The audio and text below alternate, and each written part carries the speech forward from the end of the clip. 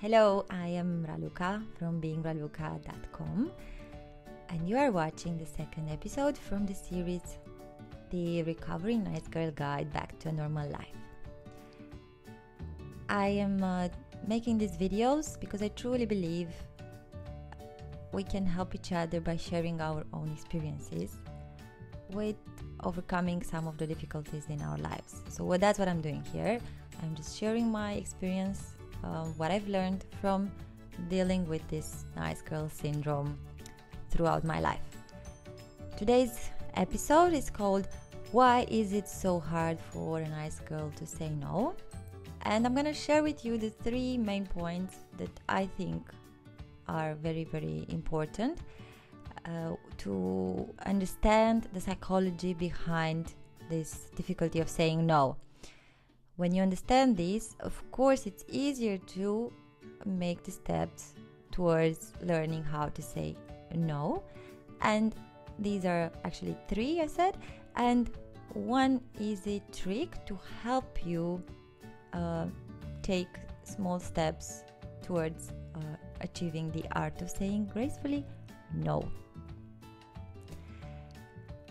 From my 20s, when I was in my 20s, I know I was always there for my friends. Everyone needed something, I was there.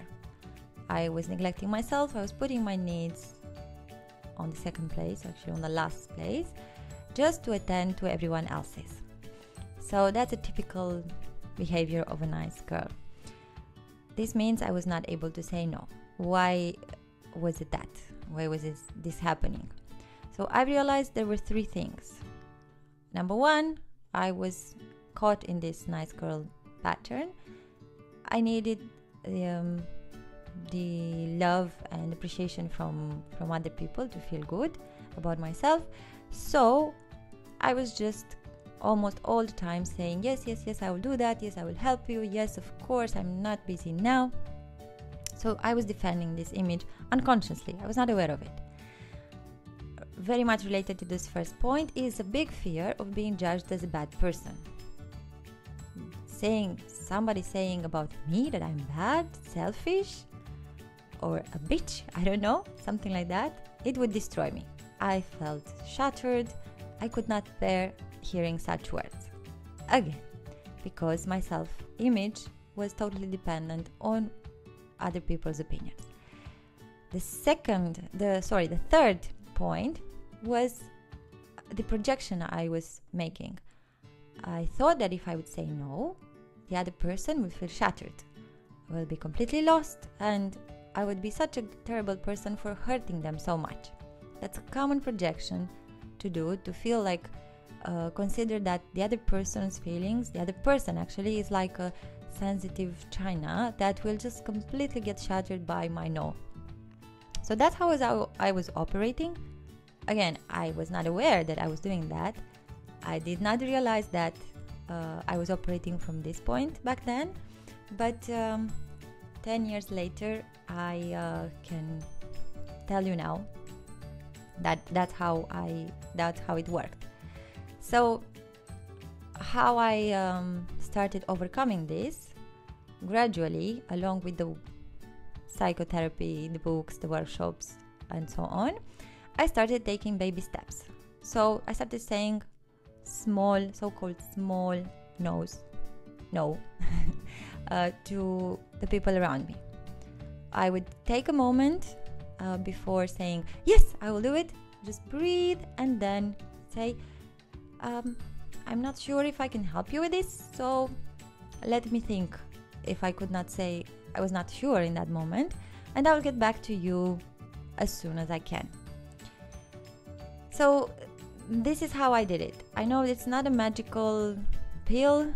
It's not something that will happen overnight, and it's very difficult. And the easiest way to build strength and to have the evidence that the world will still revolve around the sun, there will not be a meteorite hitting the earth if I say no, which in the mind of a nice girl this usually happens.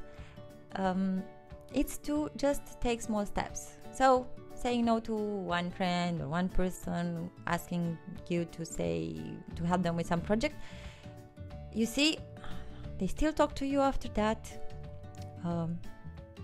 They are not shattered. Maybe they find better help somewhere else, and you learn to say truthful no's. It's a practice. It takes a long time, but it's the only way to have healthy relationships with everyone around you, and especially with yourself.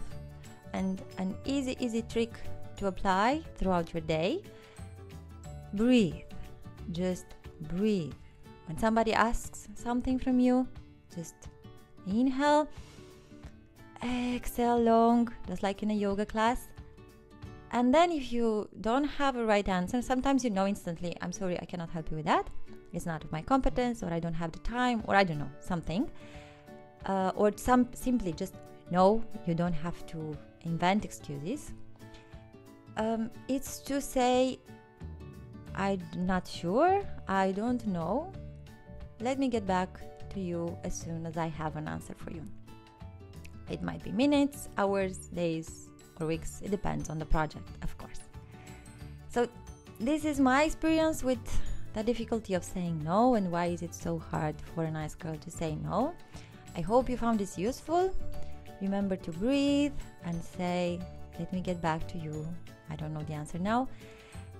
To apply it in small situations throughout your day. I'm really honored to be part of your life. Thank you very much for watching, and let me know how this worked for you in the comments below. Until next time, all my love.